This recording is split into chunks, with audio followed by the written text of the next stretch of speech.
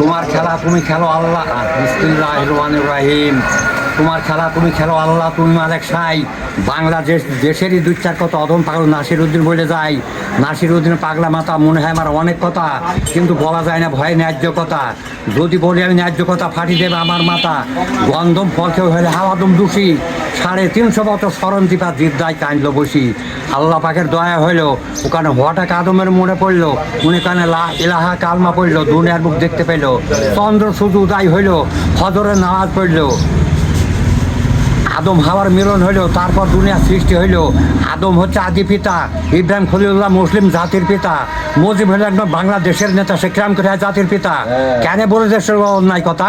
সোনার বাংলাদেশ মানে একবার তাকিয়ে দেখেন ভাই, মন্ত্রী থেকে এমপিরা সব লুটপাট করে খায়, বেতনভুক্ত কর্মচারী ডাকাত তো সব কলম ঘুরি। কত করছো তোমরা গাড়ি বাড়ি, আজরাইল তোমার সামনে দাঁড়িয়ে। খাতার পাখি চাবুড়ি, আল্লাহ একদিন সাজবেন কাজী, লাইনে দান সব বদমাইশ পাজি।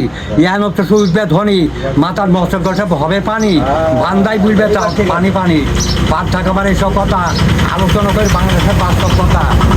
বিসমিল্লাহির রহমানির রহিম।